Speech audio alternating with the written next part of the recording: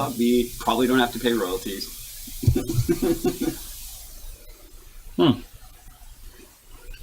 String of pearls, inverted. Oh God, yeah. Yeah. That'd be great. Is that a button I can push? Not conveniently. Probably. I don't have that button. But Yeah. That is awesome. I think we're on. Hey, and welcome. Welcome back to How Did You Get There? It's been a while. It's been a month. It's been a month. It's been a great month. It has been. And have you taken time off? Yeah. Did we disrupt? Like, I feel bad. We disrupted the routine of our viewers. So just viewers who are here to help us question thoughts, ideas, opinions, and beliefs, and not necessarily the people that hold them. Well, always question the people that hold them. But not be critical of them. Don't them. hate them. Don't be haters on them. Just the simple question: how do you know that? These are our ideas. We're a little out of practice because, well, we were a little out of practice.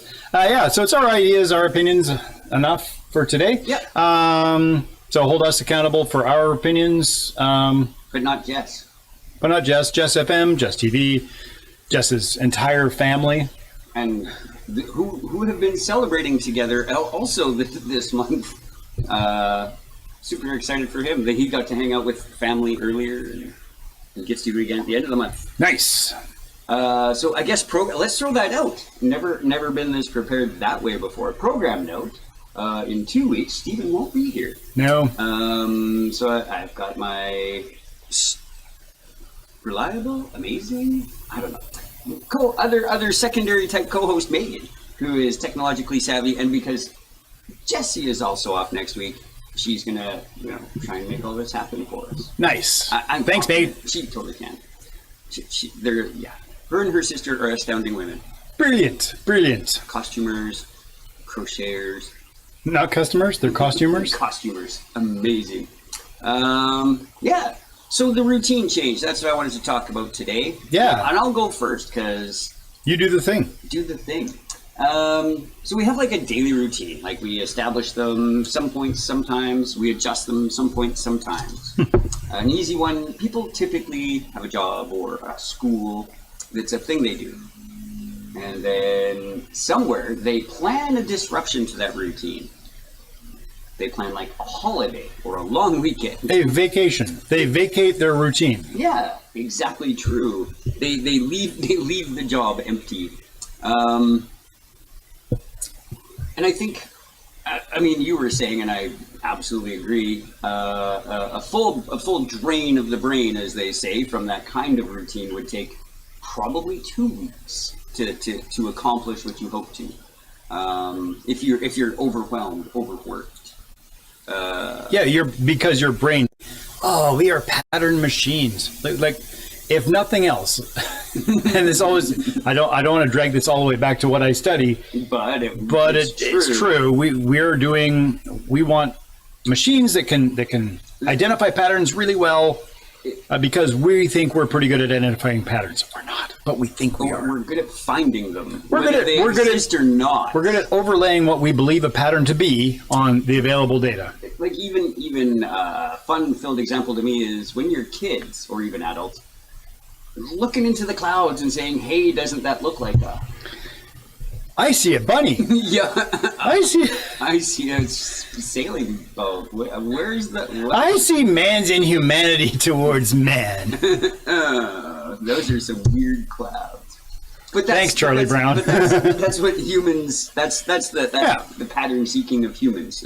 It's why we didn't. It's why we persist to this day. I think we tend to be like overzealous in our pattern matching, and. It's good when we hear rustling in the leaves and Ugg went to investigate and never came back. We go, oh, pattern of one. Mm-hmm. You hear rustling in the leaves, run like hell. Yeah. When you put your keys in the same spot day after day, but then one day you don't put your keys there. They are gone. They're gone. Where did Who stole my keys? Oh, they were 2 inches to the left, and I just couldn't see them anymore. Which is the same incredible skill that we give to blue jays and their ability to relocate the peanut. That's because they always put the peanut there. Always. That's why if you cut the tree down, it doesn't matter because the peanut's still in the spot the peanut goes. Yep, even a blue jay can hit a home run now and again.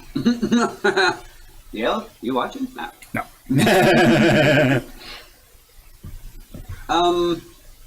So then another one I was thinking of is planning a short-term routine.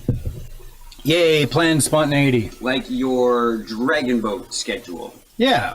That's a routine that you're going to implement, but you know that there is a start time for it and an end time for it. I will start doing the thing in about May, and I will stop doing the thing in about August. Mm-hmm. Ta-da!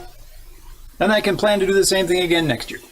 And it works out really well. But because May happened, June was like, oh, okay. And then July was like, oh, yeah, this old thing. And now August was like, oh, yeah, we're just about done. And then come the week of September, you'd be like, what am I forgetting to do today? Right? I feel the same with doing a play. When, I know what the rehearsal schedule is going to be. I know when the show run is. And I feel this year I got off a little lucky because normally my shows for Shakespeare are the Thursday, the Friday, maybe a Saturday, Sunday. So there's always a thing every week. And so this week there was no thing, but there was a different thing that sort of was related enough that it was able for my brain to be like, it tickled your routine fancy. Yep, yeah, it placated my worry of, well, I'm forgetting. My brain wants to keep this routine and it's not there for me to keep. Yeah, and routine is kind of nice. It's unfortunate the way our brains process memory, like in the creation of memory and the recall of memory. The more routine things you do, the less you actually remember them individually. Yes. Your brain just goes, oh, it's one of these. Oh, it's one of these. Oh, it's my drive to work. Right. And so most of your drive to work, you will not remember. You might remember some things out of the ordinary, but if nothing out of the ordinary, particularly out of the ordinary happens, you might just suddenly discover you are at work. Yeah. And you will look back and go, how did I get here? Mm-hmm. And you go, oh, well, I just did this. Right. And your brain just goes, oh, yeah, you just drove down the roads and did the thing. It was not the same day. It's not the same time of day. It's not the same weather. It's like not the same vehicles on the road, but your brain just shows it. Nothing interesting of it. It was close enough. Nothing to see here, kids. Move along. Keep going. Just keep going. And that's okay. Yeah. That's an okay thing to happen. The upside is it makes our summers of our youth so long and glorious. Because so much newness. Because everything was always so much new. It makes our summers of this ageness go by really quickly because there's a lot of things that we've done before and it just happens over and over and over again. And suddenly, how did it get to be Christmas already? Yeah. 4 months away. So when I was right tomorrow, I went on vacation. We drove to Newfoundland. I'm sad that you didn't actually get to play in Labrador. I'm sad for you guys. Yeah, a lot of it was on fire. Yeah. So we just have to go back. That's right. Great. All right. Just realized today that the round trip to Newfoundland is approximately the same distance as a round trip from Lethbridge to Japan. Yeah, it's only, round trip's only, 14,000 kilometers? Yeah, we also drove a bunch on the island, so we put on 16,000 kilometers. You did the go to Saint Pierre and Miquelon, which is like one-way trip around the rock, right? Yeah, and then we came back, and then we up the Great Peninsula, and then down. So. Oh, yeah, because you were going to ferry over. Yeah, but that didn't work out. No. And it was cool, but driving out there, by the time that we got to Nova Scotia to catch the ferry, we'd driven 4 days because we like to sleep a little bit. So it was Medicine Hat to just past Kenora, Ontario, and we had fireflies that night. Ah, yes. That was good. Oh, you And took the southern route. Very good. well, we took the Kenora route, and then from Kenora we took the northern route to Cochrane. Kenora goes to Nipigon because Yeah, and we did. yeah, there and back. It's where- really good a choice. It was kind of where I learned that my charming, lovely wife doesn't necessarily know how to say a bunch of weird place names in Ontario. Ooh, bet you wanna. Kappa's casing was. Oh yeah, yeah. When you look at it and you don't really know what you're saying, it never comes out as Kappa's casing. No, probably not. Yeah. Nipigon Yeah. came out Nippon which Good French pronunciation. perfect. We run into that's just a quick side note about Shakespeare in Canada. Hi, Sherry. That as Canadians, we see the letters M-A-D-A-M. We say Madame. And there are times when Shakespeare would like to play with the French language, i.e. the word count, when alluding to a duke. That duke could be a count. Yeah. But he would not say Madame, he would say Madam. But our poor Canadian brains couldn't do it. And just every now and then that slip, Madame. Yeah. So good to have the silent G like Chapignon. Yep. Like Edmonton is the city of mushrooms. Yes, Mushroom City, we have struck it rich, Maurice. Yeah, so Kenora to Cochrane, where we also had fireflies that night. Cool. But that was also 13 hours of driving to get all the way across Ontario. And by the time that we got to Nova Scotia, by Thursday at 4 in the afternoon, we were looking back and going, yeah. So remember when we were in Manitoba? Oh, that was just 2 days ago. Yeah. I was like, how? Oh, because we saw so much new stuff. It's like, and our brains are going, oh, look at all the stuff, look at all the stuff, look at all the stuff. And so it felt like we crammed 6 weeks into 4 days. Yes, I love that. I love that.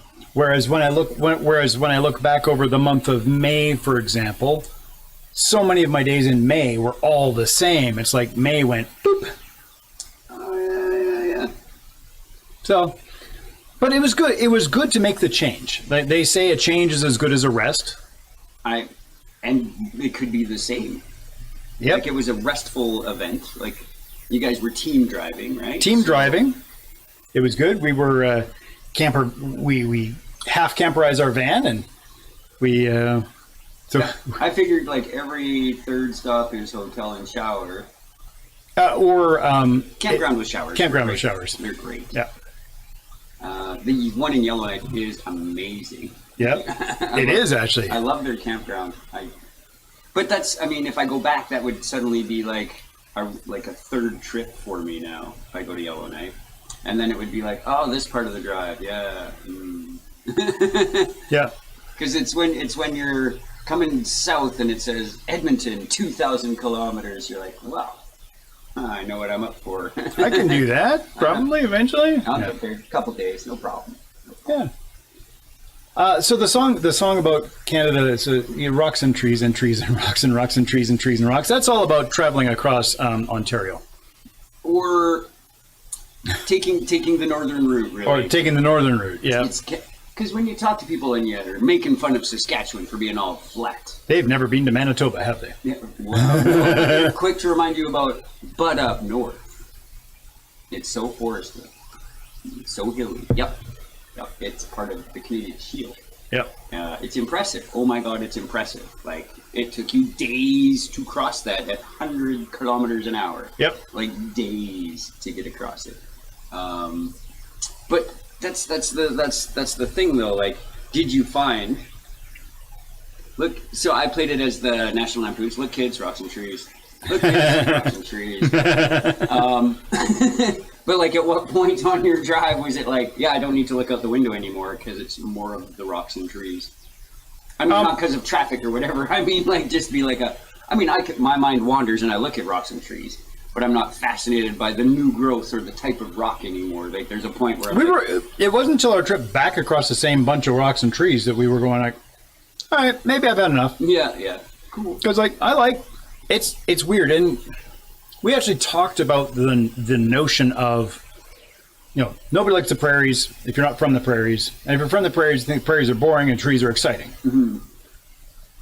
And it came down to, it's because you're not really looking at what's there. Prairies are pretty impressive. Prairies are amazing, in the same way that rocks and trees are amazing. Mm-hmm. As you go across the chunks of the shield. It's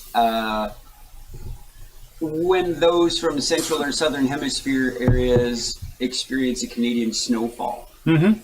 And the video footage of them just like risking hypothermia because they don't know. And they're just playing in it, and it's soft and it's fluffy and they feel a bit cold. But like, it's amazing to me, right? Like my brain goes, ooh, please don't make me do that. That's so cold. But just the newness value, the excitement, like that's one of those, especially if you were like, I don't know, 15 to 25. Yeah. Right? That is a thing forever in your brain. Remember that snow. Yeah. Like I remember taking the Brazilian girl to Fernie. Right. With school exchange. And in her banana yellow full-on ski suit. She didn't get cold. She was concerned she might. She had a great time. Local Canada boy plowed through the slow sign. It's not me. For a change, not me. I only just try to telemark turn in downhill skis. That's my failing. Yeah. That never works. You can't bend your ankles. Your right. Ski comes off when you do that. Yeah. And so finding the newness, novelty seeking. Is actually another one of our things that our brains tend to do. You get that our brains go, well, there's got to be something new here, or let me find something new. I wonder if that's even the scared to miss out impetus. FOMO. Yeah. Oh, sorry. Fear of missing out. Fear of missing out. STMO. Stumo. Yeah. I think there's a little bit of that, but fear of missing out is very socially based. Like they're having a party. I hope I get invited. Right. Okay. Or I see all those people having this kind of fun. I better do the same thing because I might not get another chance to do this. And I think that's related, but not just plain novelty seeking is a thing. If ever you sit there and you're feeling bored, it's because the novelty seeking part of your brain is kicking in. It's not that there's nothing to do. It's that your brain wants to do something that it hasn't done before. Neat. I suppose. I have nothing to back this up. I mean, but yeah. Once again, we're going to state our opinions as fact. Please call us out on them. Yeah. If you know differently, we'd love to have you on the show. That's right. We love having experts on the show. They're just smart and reluctant to do so. No offense. Yeah. Or reluctant to do so because they're smart. Yes, that's what I mean. It's that Yale joins us because he like me is a pseudo intellectual. That's right. If we were all the way intellectual, we might not do this. Yeah. So we should have had the comeback T-shirts today. Yeah. One of the coolest things I saw while I was on vacation was the mantle. The bit that lives under the crust? Yes. Well, this is a place where it goes where long ago when the world was shifting tectonic plates vigorously, a whole bunch of mantle got yeeted up over top of the crust. And nothing grows on it. No. It is mostly iron, and there's no calcium, and so it's mostly toxic to plants. And so, it's astounding to see. And the rocks are heavier because they're all iron, and it's just that's neat. Desolate. It looks like original series Star Trek set. Oh yeah, with just the big jut of yuck. Yep. I did actually make that noise while I was. That's fun. Precipice, is it weird? I mean, I love where you were. Gorn with the wind. The national park means Big Bleak. Grossmorn? Yeah. Yes. Big Bleak. And they're not wrong. I've seen it. It is. Yep. And so I got to thinking about there must be other places on the planet where that has happened. But I don't care enough to find it, to find them. Google? No. But it is cool that it did that. And you can Tickled your novelty factor? it tickled the novelty factor. Like, all right, nice. I really want to have a chunk of this rock to sit above my fireplace. You know, a mantelpiece. Gotcha. Mantelpiece. Because it's the mantle Mantelpiece. from. Do we have a laugh track? Wheezy in the butt. We could probably figure that out one day. It's only been 3 years. Womp We womp. might get there. Bow. Yeah, so that was really good for me. It was tough to get away. What about like a short-term type routine thing? Like, I often say, I don't care what the plan is, but once you've established one, stick to it. Right? If your plan is, we're winging it today, cool. We are winging it today. As soon as you say in the middle of that day, we need to be at somewhere by sometime, we're no longer winging it and I'm upset. You Right. have changed my daily routine. I would lead with that. It's like we're winging it today, but we need to be at such and such a place by such and such a time. The intervening time is all wing it. Yeah. I'm okay with Right? that. As long as everybody's down with it, you know.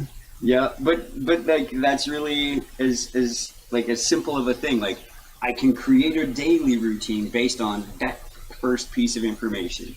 My routine for the day will be, right? And as soon as there's a hiccup to that, even in a small, like, actually we're moving that to 12:30 instead of 2. Like I just, I'm very adaptable otherwise. If it's, we need this at 8, and this at 9, and this at 12, cool. I can make that routine happen. But you don't change it now. Yeah. I'm not good at that. Maybe that's a human thing. Maybe that's an especially me thing. Bits of both, probably. I have a different but related problem. When somebody says, "What do you want to do?" and I say, "I'd like to do this," and they say, "Well, I don't really want to do that." That's okay.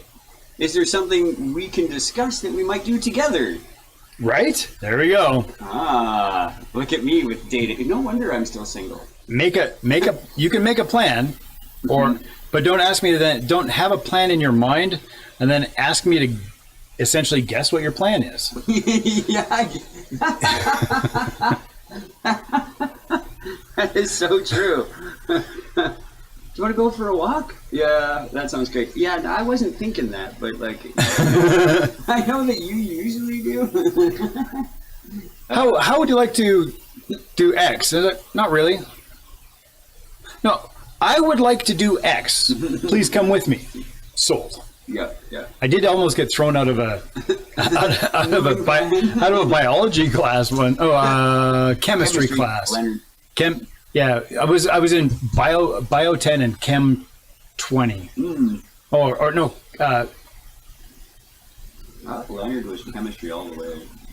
Oh no, I was taking a physics 10 and no, chem 10, physics 20. One of the whatever it was.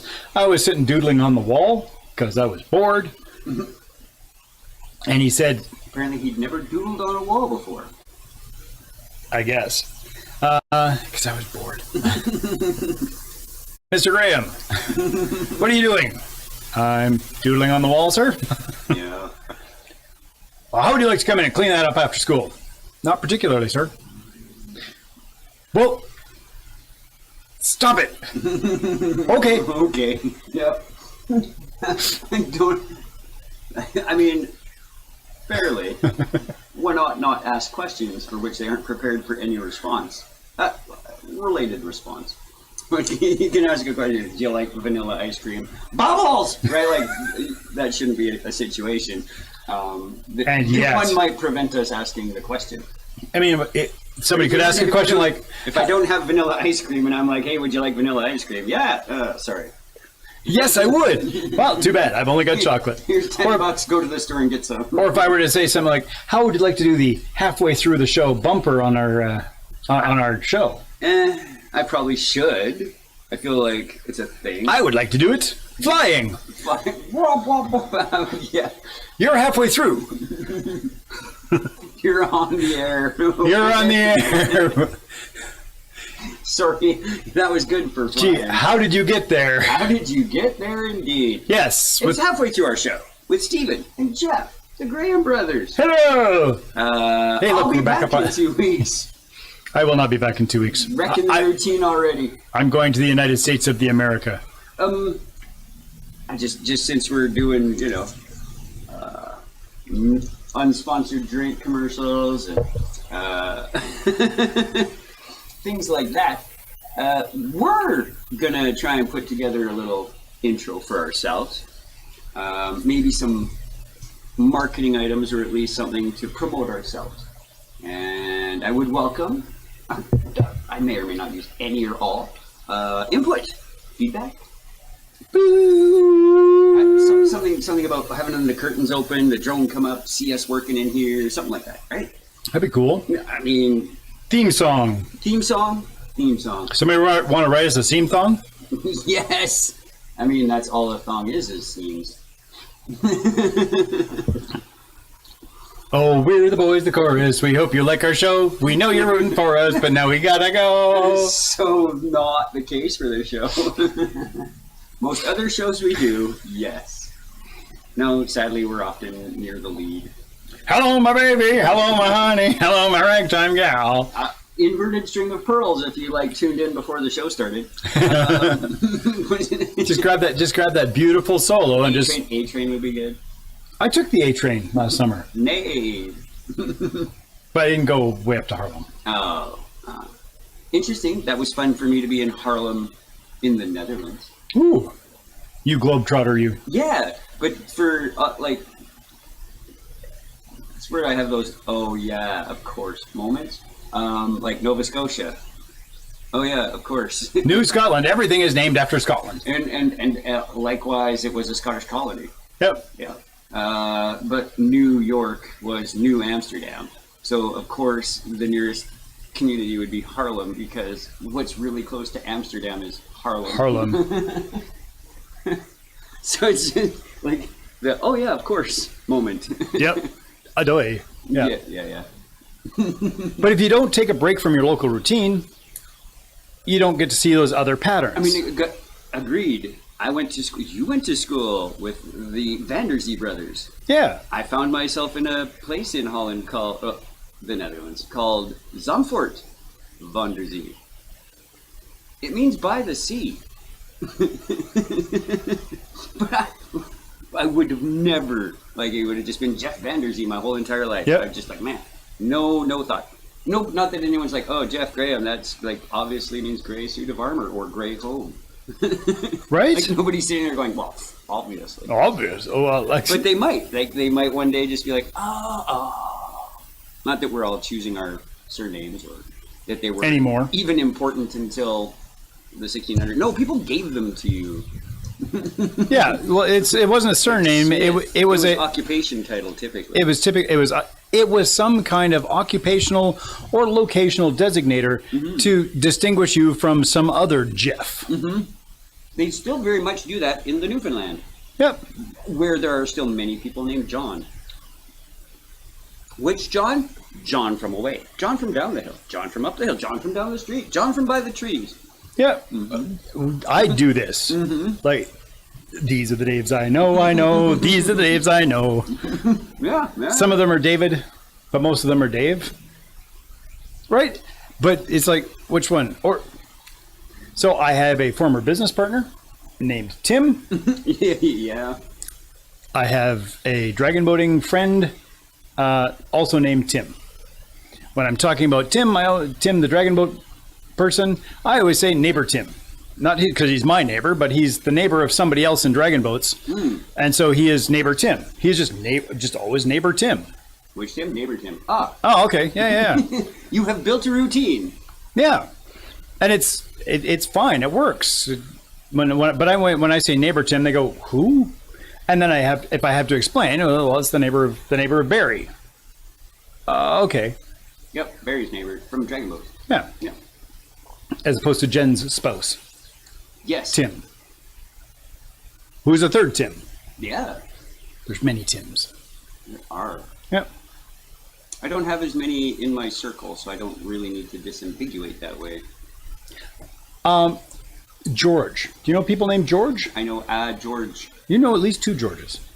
True. I know. You know 3 Georges off the top of my head. I know many Georges, but again, the need to disambiguate frequently. Right. So I don't need to do like sludgy versus. Oh, 4 Georges. I know. You're welcome. So these boots are made for walking, George. Yeah. Yeah. Jesus George. Yeah. Ginger George. Yeah. And recently pointed out in a sort of short conversation, George who looks like Gru. Which is not what I was expecting when I thought about Gru and George Man and his eyebrows. True. Oh, and chest. Yes. Hello, George Man. Hello, George You're Man. probably not watching, but... No, almost guaranteed. But just the fact that he looks so much like Gru. Or Gru looks so much like him. Yes. I know which one predates the other. Do you, though? Yep. George. Yeah. George predates God barely. And if we were just in the routine of being with the same people all at the same time, we would not have to do that. Or we would do it automatically, or everyone would have a nickname that we just call them in that thing. I often last name people from working at a place where I was one of the 7 Jeffs employed at that time. Yep. I was hired first. I was the only Jeff. Everybody else was a last name. Yeah. Or Jeff initial. I was just Jeff.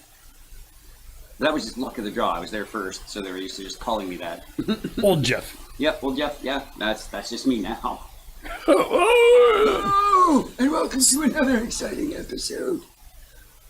Speaking of exciting episodes. Yes. And the thing that changed my advertising routine this year, and my beard care routine this year, Shakespeare Says. So, the Leicester Shakespeare Performance Society rewarded some of our $250 and over sponsors with little vignette type commercials. What was different for me, especially, was Just for Men, a brush-in product that I feel had some bleaching quality to it. You're old. No, my beard felt crunchy for like days after, with much conditioning. It washed out. The color washed out right away, no problem. The crunchiness did not wash out right away. So I will use this product again for a similar thing. It could be part of my acting like Shakespeare routine. But I won't routinely use it because of the devastation my face felt. But it's effective. I might do my hair next time. Match it all up. Cool. Yeah. It's like cheap mascara. Dun, dun, dun, dun, dun. Yeah. ZZ Top. Go get yourself some cheap mascara. Oh, that's sunglasses. Never mind. Withdrawn. Same idea. Yeah, so I came back from my vacation feeling rejuvenated. Much younger. Yes. Yes, actually. Yeah. I mean, it reminds me of the time I went to Carbon and came back feeling carbonated. Nice. Went to Vulcan, came back feeling vulcanized. I went to Zinc, came back feeling galvanized. Yeah, not really looking forward to my trip to Castor. Home of the Raiders. Yeah. So it was good. It's good. I did take me like a week or 10, almost 10 days to get all of my work brain out of my brain so I could just fully enjoy my time away. And then in the last 3 days, as we were headed back, I was like, oh, we're going back home to work. I'm back to the thing that I was getting away from. And that's okay, because I really like my job. It's easier to notice some of its features that you might have become accustomed to. I came back looking forward to all the good things, because I managed to block all the terrible things. I mean, I'm going to create an analogy that probably will never happen in my community. But let's just say, on your trip away, in your mind, you're like, it's inconvenient to get to my house because of this route. But then when you come back, They have repaired that route. And you come back to this, oh my gosh. So they get that new approach to this. You're going home still. You're still just going home. But there's this whole new thing that makes it better. Yeah. Right? And I think that's sort of what you've built in with this breakaway, is you can come back and, as opposed to that being like a, what's that doing there? It's like a, oh, that thing's there, right? Yeah, I think one of the things that makes me appreciate this a lot does come from the more restrictive of the COVID times. I was teaching from home, which was great for me and terrible for my students. I don't say that because I think I was a terrible online teacher. I have no opinion about that. But I do believe that that is not how people learn optimally. By and large, that's probably online true. Learning seems to work, from what I've read, seems to work really well for about 10 to 12% of the population. Not exactly true. There aren't really learning styles. There's just people learn differently. And then we tend to be humans and categorize that. But. Yeah. Well, we all learn differently, and it's all this. There was always going to be a blend of learning from visual, auditory, and kinesthetic. Right? Experiential learning has been shown to be much stronger than anecdotal learning. Like if I tell you about a thing, if I'm going to teach the thing, bring the thing. If I can't bring the thing, bring the model of the thing. If I can't do that, bring the picture of the thing. Finally, let's discuss the thing. Yeah, because experiential learning works really well, because that's really what our brains are learning is to do all the time. Agreed. If you have learned how, anecdotal learning can be very effective. Because you can then in your own mind build mental models that fulfill what you've read. I'm a fairly savvy rope user, and if someone wants to teach me a new knot without having the rope there, you can use rope words like running line and standing piece and all of those things. Yeah. And I can do that. Okay, so he's making, right? Exactly. Because I have already the experience with it. If you were my friend that had never touched rope before and were listening to the same discussion, they'd just look at me like, you guys, what are you even talking about? Yeah, and that's I tie my shoe. That's me teaching programming. I want introductory programmers to learn how to do a thing. It doesn't really matter what language we use. It could be any language. But we say, here's the concept, here's the book, here's the pattern, let's do the thing in this language. And then, much like dodgeball, if you can dodge a wrench, you can dodge a ball. Yeah. We use transferable skills to go, okay, so remember when we were talking about doing this in C++? Right. And do the exact same thing, but you have to spell it this way and indent it this way to do it in Python. Same thing. Yeah, and it's not even really teaching a whole new language at that point. It's basically we're using Canadian English and now we're using UK English, right? The punctuation's a little different. We don't say the H, we don't say H. Yeah, right, and so it's like that. But there are. But as you go to different languages, if you go to different families of programming languages, it's like going to different families of language. Yeah. So you could you can Creole, which has some English, which has some French, or even just backing it up one level and say, okay, if I know English, I can learn German because both of them come from Proto-Germanic language, and they share a ton of similarities, but there's a ton of differences, right? And the end goal of human language is the same, is communication, much like the end goal of programming languages is communication. What is the end goal of communication in language is an effective means? Yeah. It's what we got. Yeah. It's what we evolved to, in a broad strokes meaning of the word evolved. Well, and language, right? Like, because I'm convinced birds can tell each other where the bird feeders are. Yes. I can fill mine up in a day attempting. And they hate the novelty of you moving that bird feeder. Yes. Or not having it full all the time. Kunk, kunk, kunk on the window. Literally angry birds. Yeah. Although I do love that YouTube with the drawn stick arms on birds. She kills me. So I guess that is also, now that you bring that up, a good time eater, because we are looking for that novelty, is the video shorts of any kind. Yep. Oh, yeah, the dopamine pump. Right? Because you're like, oh, that was new. That was funny. I hope there's another one. Yep. That one, that one. Ooh, but this one, I'll have to show so-and-so forward. Do, right? No, I wonder if there's something for so-and-so. Yeah. Oh, it's the same reason that people play slot machines. Yeah, but weirdly, Because you might win. it's a routine, though, Yep. that involves looking for novelty. Yep. Because when you get it, your brain's... I hurt myself. Because when your brain gets rewarded with its novelty, it goes, ooh, that's exciting. Let's do it again. I hope I can find another one right away. Well, and that's sort of something I was trying to hide from a little bit today, was disambiguation or clarifying for sure that I don't mean habit breaking, although they're very similar things, right? Refreshing. I do mean routine versus habit. Like, I routinely smoke, sure, but I also habitually smoke, right? Yeah, so part of my routine, given my age and familial background and and all the like, is I take 2 medications, and I take them approximately the same time every day.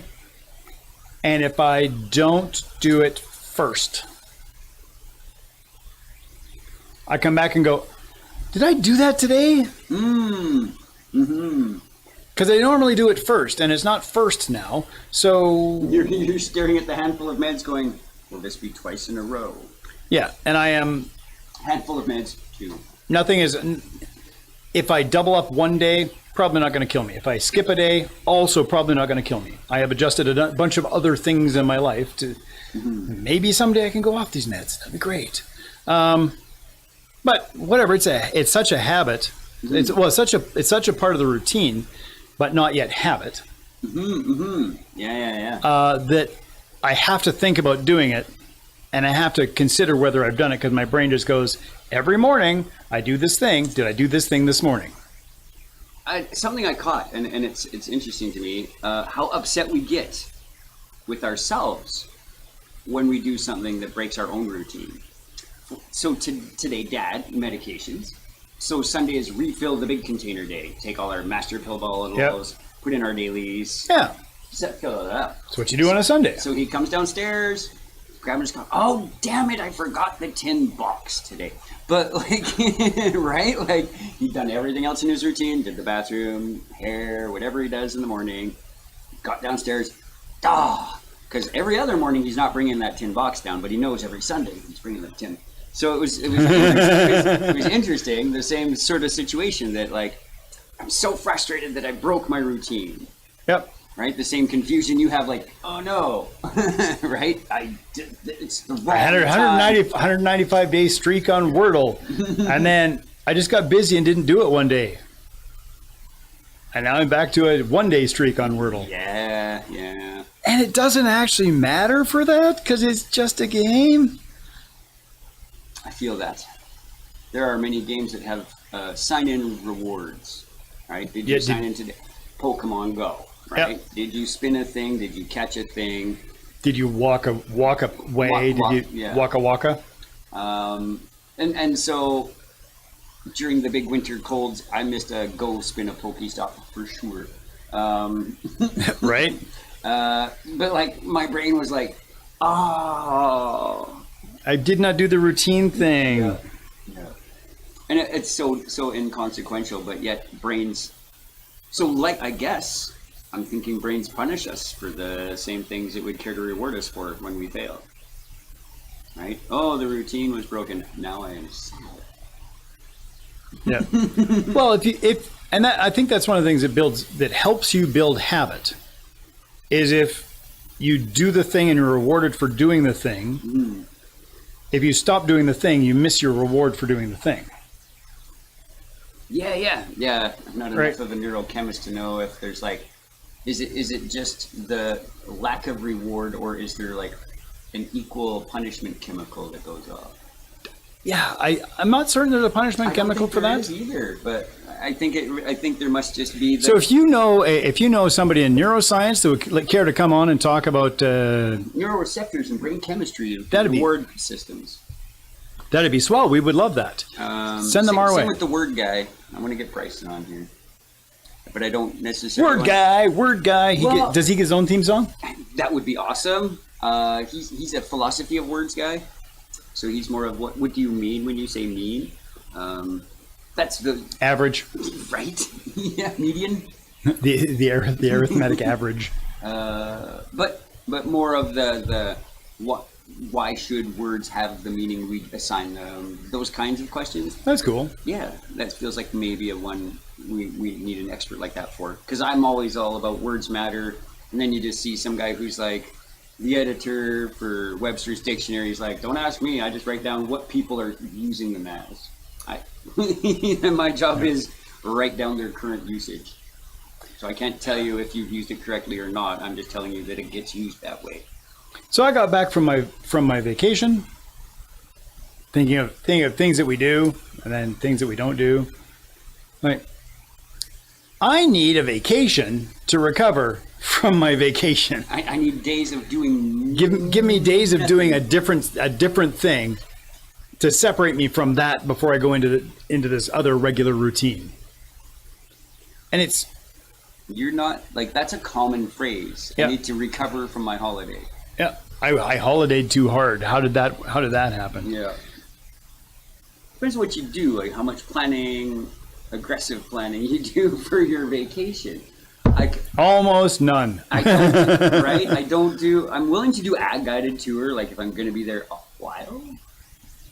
So that, okay, I get the local appreciation of what they think is important, which cool. Yep. I'm okay with that. But overall, if I have like a couple days, I'm just going to stomp around. Please don't show me what you think is important at this time. I'm going to find stuff that I think is cool. Yeah, and Edinburgh, the Diagon Alley zone. Yeah. Right? Like, cool. Yeah. Surely the guided tour would have exactly pointed that out and said all of the story things about it, as opposed to me just going, hey, this looks like, I bet this was, right? All the names on the tombstones. Yeah.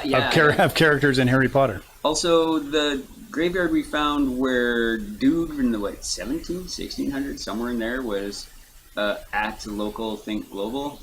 Yep. Yeah. That one caught me well off guard. I thought that we thought of that. Yeah. Well, I thought for sure it was like within the era of international communications that happened in fewer than weeks. Yeah. Yeah. But no, it's been around since international communication took months. Yeah. So, get away. I think. Yeah, get away. Don't. And it doesn't have to be much. No, don't overbook. Don't overplan. Don't make too much of a routine because it can hurt when you break it. When you've got one that you're setting up for yourself that's short term, make an exit plan. Right? I fail to do this often. Just like the show's over. Well, I bet I feel bummed next week is typically what I say. I bet I'll be sitting there on a Thursday evening next week going, I should be doing something, as opposed to actually having a thing to do, right? Just give myself something smaller. Yep. So that did pay out this week, to have that something smaller. That was good, yeah. That was a good thing. It was a fun event, and some beautiful voices. Yeah. And, it's great. So our vacation plan was this, we're going to Newfoundland. Yeah. Highly recommend such a vacation plan. Have a destination end and potential return date so that others don't worry. We booked the ferry to get to the Rock. We booked the ferry to get back from the Rock. Typically, when I went, the fast ferry system didn't require pre-book. It operated like BC ferries. However, the Labrador end of it definitely a book, right? If you're doing, but there was a ferry instead of a 2-hour bridge at that point. Like there's a bridge now, like you used to have to sail out of Happy Valley Goose Bay. Oh yeah. On a 19.5-hour ferry ride. Cool. It was like if ferry was a Greyhound, we were on it. It was amazing. Yeah. Now there's just like a road, like a 2-hour road. You go Badoop, and then you drive back into Quebec, and then it's like an hour and a half. And that one you got to book ahead. They prefer if you book ahead. Yeah. But they know you're coming if you got off at the other end. Well, even the Port aux Basques to North Sydney, it's an 8-hour ferry. Yeah. Oh yeah. And they would like you to book ahead, and we did because we did a little bit of research, and they went and the other ferry that goes from North Sydney to just about St. John's, Argentia. Yeah, it was broken. Yep. For a month. Yep. Well, I mean, a bit. I didn't know you had to book ferries because I was used to BC ferries. Yep. But it wouldn't have mattered anyway because ours was on ice delay coming out of Labrador. There were still bergs in the harbors. Yeah, we didn't have bergs when we were there. But yeah, so we booked it. We booked how to get there. We knew where we were going to stop. We just booked it like the day before, once we were sure, and we knew how we were going to get out. We did have to book the ferry to go to Saint Pierre. Yeah. Because you have to book a place to stay. So, but other than that, you ain't driving there. You can. You drive onto the ferry. Sure. I mean, you go on the ferry. Yeah, but the money of putting your car on that thing. Oh, it's no more than taking any other ferry. No? No, well, except that you need to have French insurance. Yeah. But we didn't do that. So we just went. And they say, don't get on the ferry if you don't have anywhere to stay. So we didn't. And the rest of the time it was just like, well, what do you think? Let's go this way. How far can we go? I don't know. Let's go until we're done. All right, done. And that's refreshing. It breaks the monotony of a plan. Yeah. Oh, we got to get here by this time. Oh, all right. Deadline versus plan. Deadline is a plan. Yeah. Deadline is a plan. Yeah, we had a plan that had a lot of slack. The plan was get there and then get home. With a bunch of slack between those two events. I just really wish you could have seen the wonder that is Labrador. It's next time. Typically gray and boring, but beautifully so. Perfect. Yeah. It's all the granite, and it's all the granite. Well, it could have been all of it. it could have been some other kinds of rock, and you just took it for granted. Very much so. Womp, very much womp. So. When we were there, some poor mineralogist failed to enter a helicopter safely. Oops. Yep. And so we met the incoming new one. Because the other one left parts of his melon across the tarmac. Yeah. In 3 choppity-chop bits. Well, that's not good. Nope.